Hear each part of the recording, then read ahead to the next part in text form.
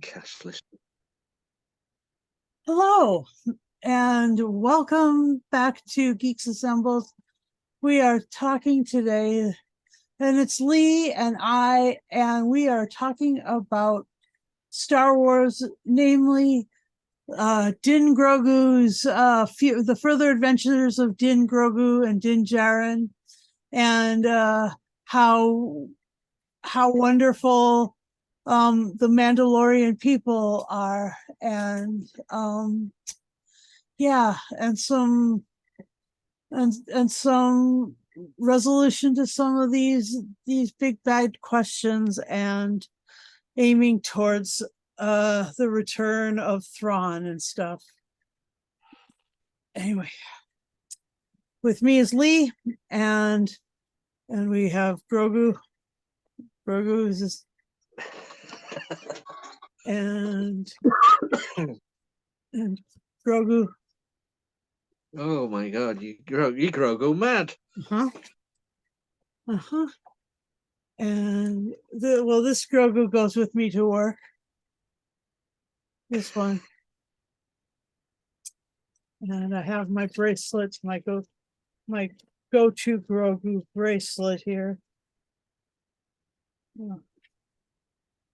Wait, I grabbed the wrong bag. Anyway.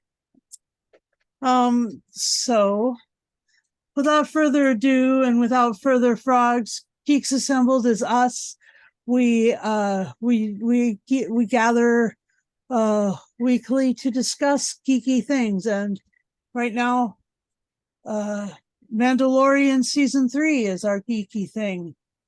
And so yeah, what'd you think of Mandalorian season 3, Lee? And why are you wearing a Star Trek shirt? Because I like to confuse people. You've confused me. If you watch the cast of Picard season 3, I was wearing a Star Wars t-shirt. Oh, that's right. Oh my gosh, how hilarious is that? That's funny. Oh my gosh. I don't do things by the book. I guess not. Oh my gosh. No, Mandalorian season 3.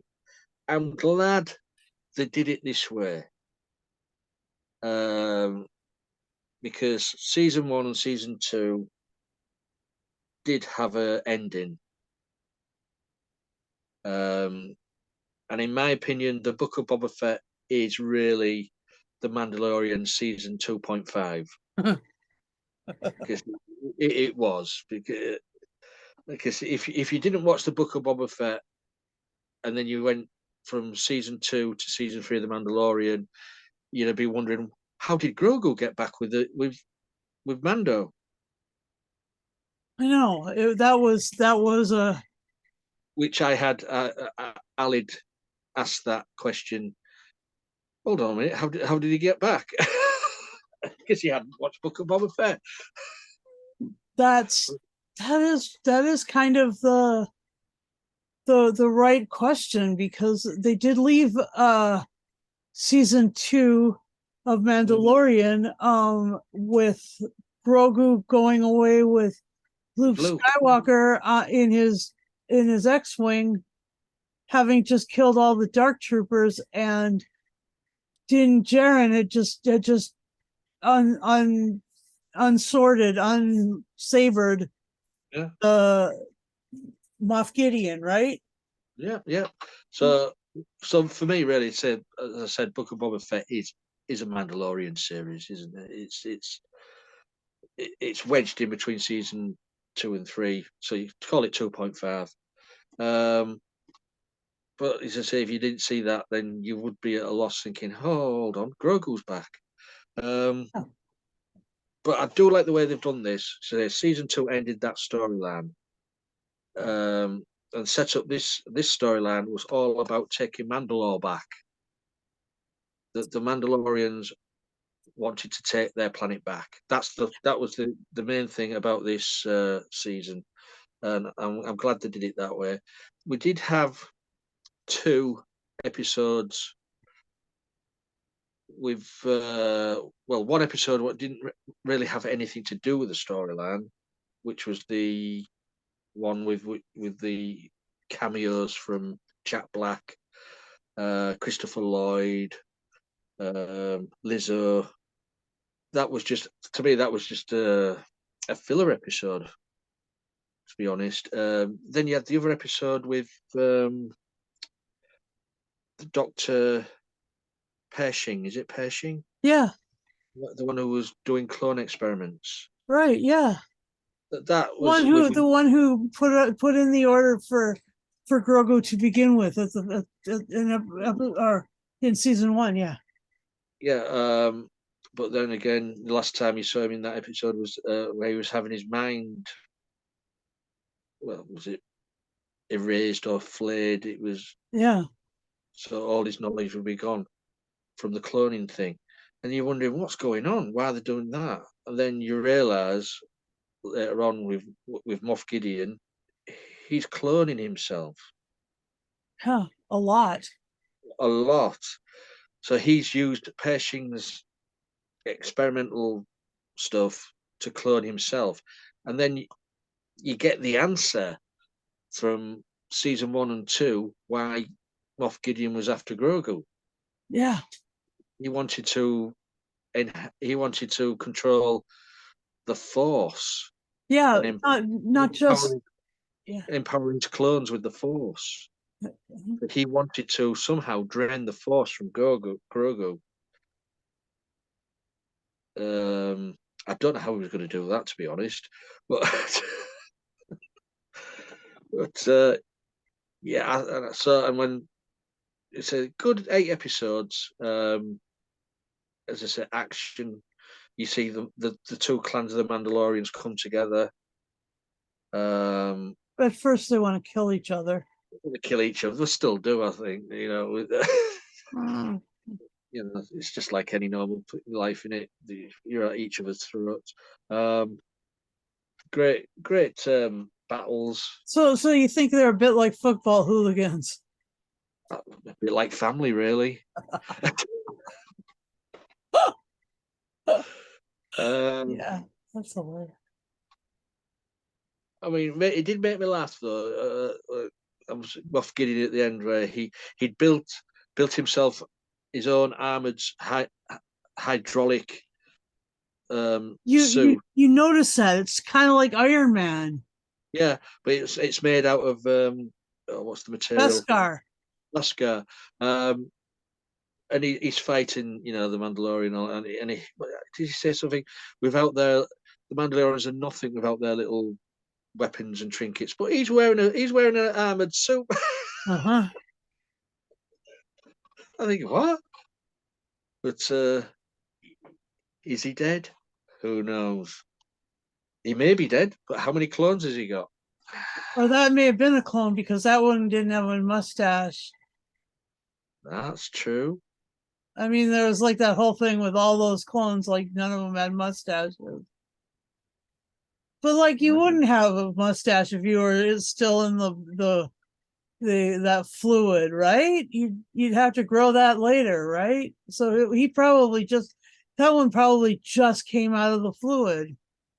I mean, also there was a question as well. Moff Gideon, when he was captured, he was on a transporter ship being taken somewhere as prisoner. Yeah. But then they found it in space, derelict, people dead inside, and they found something embedded in the side of inside of the ship. Was it Beskar or something? Yeah. A Mandalorian weapon or something. That was never answered. No, but that could have been from his suit. I mean, that could have been one of the bolts cutting off the restraints, right? Well, no, he wasn't wearing that suit when he was in imprisonment. He'd made it himself. Oh yeah, or it could have been one of the because as the guy says, one of the guards that he had, one of those. Has the Mandalorians freed him? Yeah. So it makes you wonder: is there something else going to go on in season 4? Probably. But yeah, That's a good point. That's a really good point. I mean, a great. I mean, was it one of the titles was of the episodes was the spies? Who was the spies? Yeah, they were trying to describe that. A few people online have like been posting videos and stuff that try to describe that, and I think that there was a sense that that referred to like just like a lot of the other things that are go on in this series or this season. There was a sort of a spiritual thing like that. Like these were like the Israelites going from Egypt into Canaanite, or into really the land of Canaan, the land of what would eventually be Israel. But anyway, like they'd been walking for 40 days and 40 years, and they sent spies in, and then when they came back, they were like, there's a lot of cool stuff here. Two of them said that, and then two of them were like, there's giants in the land. And all those ones that said there are giants in the land got believed, and the ones that were anyway. So, but yeah, it was say for an eight episode season, which the Mandalorian seems to be all the time. yeah, It's not bad going. no, And this season, Pedro Pascal never took his helmet off. no. So And there's apparently there's another guy, another actor who's sometimes in the suit. I would say most of the time, don't you? And that's like, I think it's John Wayne's son. I don't know about that. What, Patrick Wayne? Yeah.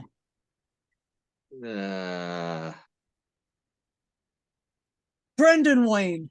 I was going to say Patrick Wayne. Maybe it's his grandson. Brendan Wayne is John Wayne's grandson. Yeah, but as I say, also as I said though, this season is more about taking back Mandalore, and it felt more like Bo-Katan Kreese story this season, more than Din Djarin. Yep. He was like Bo-Katan, but Bo-Katan is a good Mandalorian to have, and then the fact that Grogu is beginning to be so more than just a cute character, like a little he knows right. A little traveling companion. He knows right from wrong. He's becoming a real asset to the team. He's not as babyish anymore, which is sad for me, but because they grow up so fast, don't they? I mean, he's only 50 years old. Only 50. Come on, Lee. He's only 52 years old. Come on. Yeah, but he knows how to. I mean, he knows good from bad from good. I mean, he stopped the fight. Yes. He saved them. No. He can hold people apart and go no. Hit the button. He saved them with the force from all the flames, and so he's becoming his own character. Well, he's a character, but he's becoming. I just can't wait to hear his first words. I know. I think those no and yeses were surprisingly evocative. That you were like, oh, we wanted to hear his real voice. But yeah, it was a great season. I say some people wasn't so keen on it, but I enjoyed it. So anyway, that's back to you. Anyway, you're holding court. Well, I don't really need to hold court too much, because this could be a real honest look at this fabulous show. This is the first and second seasons, and I just can't wait for the third season. I'm so excited. This is such a good this is actually this has become Star Wars for me, and this going back in time to the Rebels and the Clone Wars, and going forward in time into Ahsoka and maybe the Rangers or whatever. This is the beautiful thing. Yes. Oh yes. Okay. Yes. Are you going somewhere? Yes. You are going somewhere. You are going somewhere. He's had enough of leaving. You didn't even interrupt them now. That's all right. That's all right. Don't worry. Anyway, this is You're stroking that like it's some precious little thing there. yes, this is So my precious. Are you saying it's all right to buy fake DVDs? Why would you say this is a fake DVD?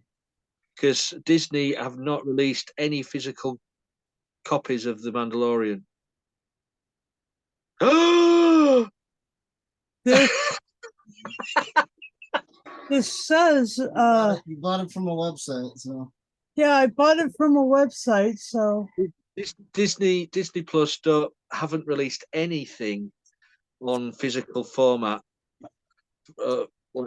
like that, like Star Wars related or any superhero stuff they're doing. all right. Well, I have also purchased Andor and yeah, that Kenobi, so and they play like normal, and they have the FBI logo, so they must be legit. Okay.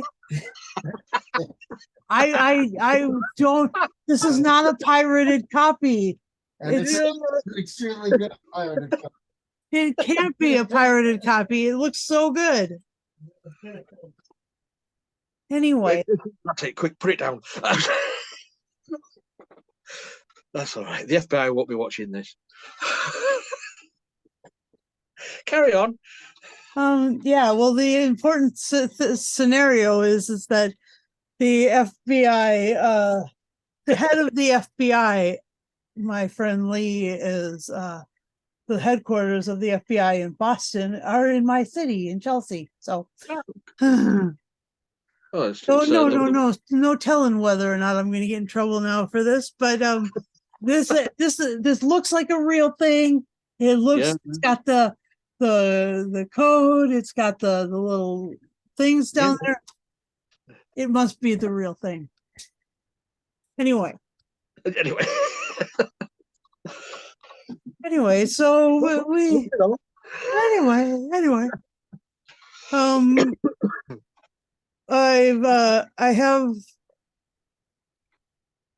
I've liked the mystical quality that they've given the Mandalorian people. That wasn't really present in the Rebels or in the Clone Wars or in any of the other seasons of this. This one was really just showing that the Mandos can be so stinking mystical. They have they go chasing dragons. They bring dragons home. They have just point out, the dragons thing. Yeah, they brought the babies home, didn't they? 3 baby dragons home. And what was on the spit going on the fire? Was that a baby dragon? It looked like it. Oh, well, all right. Anyway, I thought that they maybe that they were maybe using that to train for somebody flying with the mythosaur. Or eating them. Or eating them.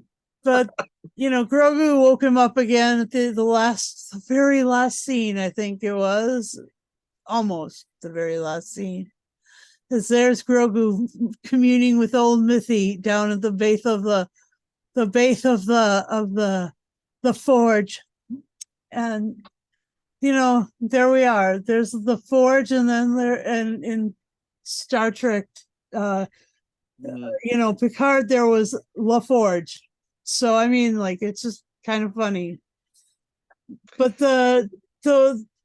even the forge, even the mystical nature of the Beskar and the hitting of the hammers and all of that stuff, that was all, and somebody having the talking hammer, as they were talking and discussing stuff. I mean, that was interesting. I mean, like they did a lot of these things that you see at hippie hangouts or rainbow gatherings or whatever.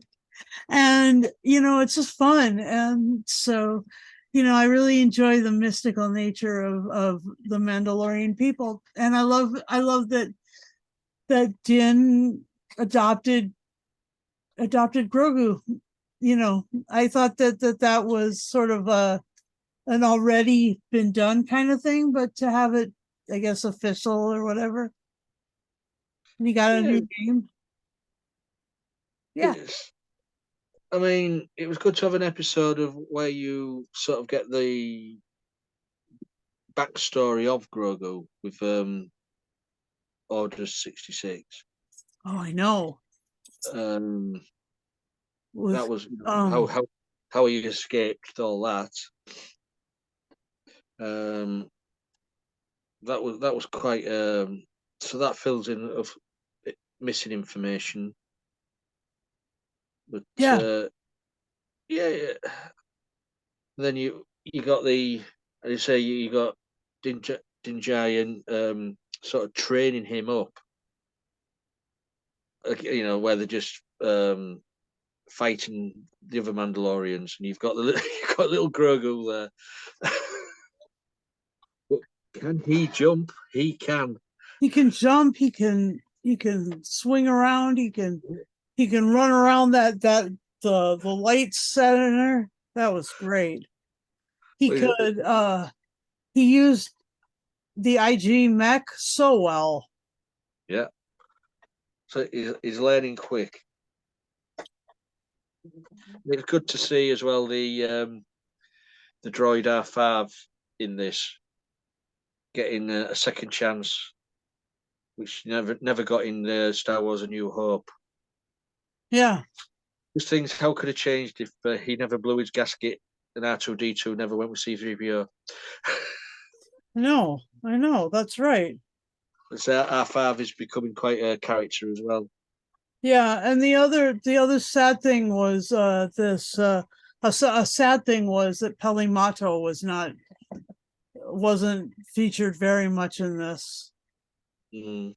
I really like her. I think that she's great. And Shirley Henderson playing all the Anzellans.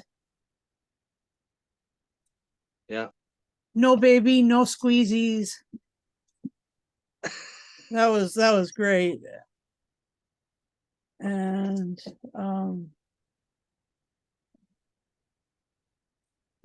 let's see. What's his name? Don't know. Who are we on about? Who are we on about? We are on about the one who was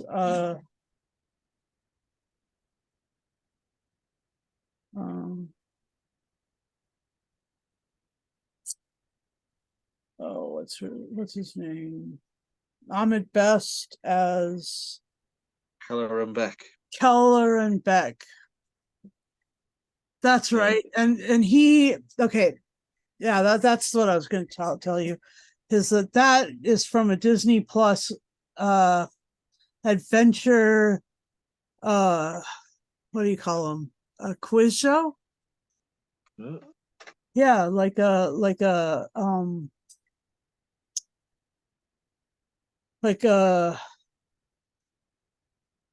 quiz show. And Keller and Beck it was called Jedi Temple or Jedi Temple Training or Jedi Temple Excursion or whatever.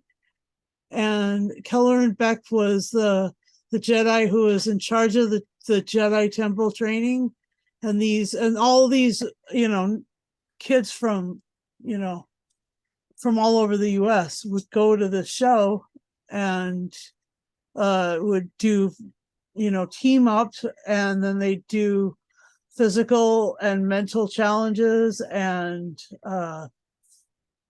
some light science experiments, and Keller and Beck would lead them towards more and more connectivity with the Force. All right. So I mean, he's present in this world, and he's present in and his character is present now as canon, and compressed into the reality of that part of the Jedi history. So that was fun. And then the other one that I really liked was hang on, that's not what I needed. The other one that I really liked was Taika Waititi playing all the droids, especially the IG. I mean, you just get to see how much he really likes this franchise, and how much he would be willing to do a movie. Wouldn't you? I've heard that he was totally wanting to do a movie, so I just think that would be great. That would be so much fun. And there's 3 new ones on the horizon, isn't there? Yeah. So Ray's returning for those, I think. So okay. We'll see who else will be in the new movies. Yeah. If Ray's going to be in it, you're going to have the Millennium Falcon, aren't you? Yeah. So Chewie will be there. Yep. Maybe that. I think that eventually they may have to go back to the Legends response to him. Like, the only way Chewie will die is if someone throws a moon at him. Because I mean, he's pretty badass. Nothing really kills him ever. Like, he's been shot a bunch of times. He's been hung. He's been burnt. He's been all these amazing things. He's been rammed into by his spaceship and stuff, and then he's been starved. I mean, Chewie has survived virtually everything. And in the old Legends timeline, the books after Return of the Jedi, apparently the only way that he was able to be killed is like 100 years after the Return of the Jedi. He happens to be standing on one moon, and some like tractor beam pushes another moon at that moon, and Chewie's standing between them, and I think that's the only way that they can kill him, is like 100 years in the future, squishing him between 2 moons, or a planet and a moon. I don't know. It's just, well, we'll see if he's in the next movie. But I think you will get Chewie, you will get R2D2, you will get C3PO, Rey. You might even get Lando in it, to be honest. But, as I said, but we shall see. Yep.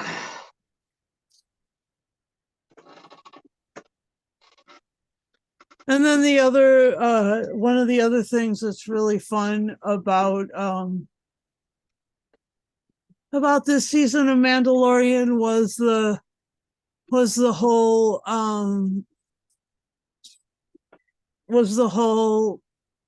like Grogu getting with the Anzellans, and that no squeezy. That was just the most adorable thing. I mean, like they're smaller than he is, so he's just of course he feels like he should cuddle with them, and that's just cute. No squeezy. Anyway, go ahead. What? No squeezy. I know. And then they fixed up droids for him, so that's fun. And they're almost as good as Ugnaughts at droid fixing and stuff. They have spoken. Yeah, the Ugnaughts have spoken. The Ugnaughts are so cool. Nick Nolte and all of his coolness, right? In season 1, yeah. I don't think that's in this one, though, is it? I don't know. No, he voiced the one in the first season. Yeah. So, Yep. yeah. So, Great season. so they didn't need a whole bunch of endings because it all just is leading to the Ahsoka series. Mhm. I'm excited for the Ahsoka series. What do you think about Rosario Dawson as Ahsoka? Well, we've already seen her, haven't we, in the past seasons? Yeah. She did a great job. Storyline wise, yeah. I don't know what the upcoming series storyline is going to be. Well, I think that it's going to have something to do with Lars Mikkelsen as Thrawn. Yeah. No shit, Sherlock. But first time live action, of course. Mm-hmm. Yeah, as I say, I don't know what the storyline will be. Will it carry on from the animation, or will it just start straight away into a new thing? Start a new thing, yeah. I mean, Thrawn's been is missing in the Mandalorian. Stated, with Moff Gideon stated he's nowhere to be seen. So he's most likely find out where he's been. Yep. It'll be interesting. Is this the next one? What's out? Yeah. Yeah, I know we've got Skeleton Crew coming. Another season of Andor.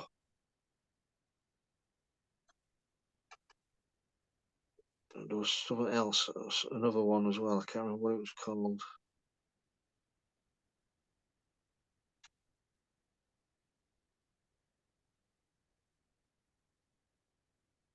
Skeleton Crew. August of 2023 is Ahsoka. So not one to wait then. No. That'll be interesting. And Skeleton Crew is going to be like Scooby-Doo or like Stranger Things in space. Nice. Yeah. Something different, I suppose. Yeah. I can't wait. Yeah, I'll give it a go. If I don't like it, I won't like it. I'll just say, yeah, I don't like it. I know. If I like it, I'll say I like it. I know you will. I will. And the let's see, the next the next one is, I think, Visions is coming up fairly soon. That's the anime one. Oh, a second one. Yeah, season 2 of the anime one. Oh, cool. So we got the anime, the Skeleton Crew, Ahsoka, and then I don't know what's after that. I But think there is another one, but I don't know. We'll find out when it yeah, we will find out later. Anyway, so what's your final say and score about Mandalorian season 3, aka Din Grogu comes to Mandalore? Grogu. It's a fun 8-episode season, action, adventure, as I say, sci-fi, comedy. You've got to have a little bit of comedy in there. Yeah, great. This is the way. I'm going to give this 10. 10 space whales out of 10. Oh, nice. You brought up the Purgils. Good one. Good one, mate. Yeah. Oh, yeah. That's awesome. When that was a lovely scene, wasn't it, where Grogu's just looking out the window and there they are. Oh, I know. Those are the, without those space whales, they wouldn't have had any idea how to travel in hyperspace. Apparently, like that's the story anyway. Yeah. So I agree with Lee 100%. It's 10 IG robot mechs with a Grogu stuck inside out of 10. And a bunch of Anzellans going, no squeezies. I just think that the cuter these cute characters are cute. And that is and Grogu really is, honestly, Grogu is Star Wars to me now. Luke Skywalker is great, and Leia's great, and Han Solo is just really great, but nobody is cooler than Grogu to me. Grandpa Yoda is great, but nobody is cooler than Grogu to me. You won't be saying that when he hits adolescence and he comes all spotty and starts arguing with you. It's all right. It's all right. Just that's another 100 years from now. Lee, please don't worry about it. I'll be dead and gone. Oh. Yeah, you might be. Yeah, I'll be as dead as that crate dragon in the New Hope. Yeah, it's just you'll be space dust. Yeah, it's true. So true. Anyway, thank you for watching our video. Thank you for loving Star Wars and stuff with us, and thank you for subscribing to our channel because you love Star Wars and other geeky things. Thanks for hitting the bell notification so that you know exactly when we're coming up with a new video and some new cool thing to say about these wonderful characters. And yeah, please do join us if you wish. Talk to Lee. All you have to do is be 18 or over, camera, microphone, a device to do it on, and Zoom. And we gather on a Sunday afternoon in the US and in the evening, Sunday evening in the UK. So join us, will you? Yeah. And boy, it's just fun to do these Geek Assembled videos. So thanks for watching, and yeah, this is the way. Aren't you going to repeat it? Repeat what? This is the way. I have spoken. Oh.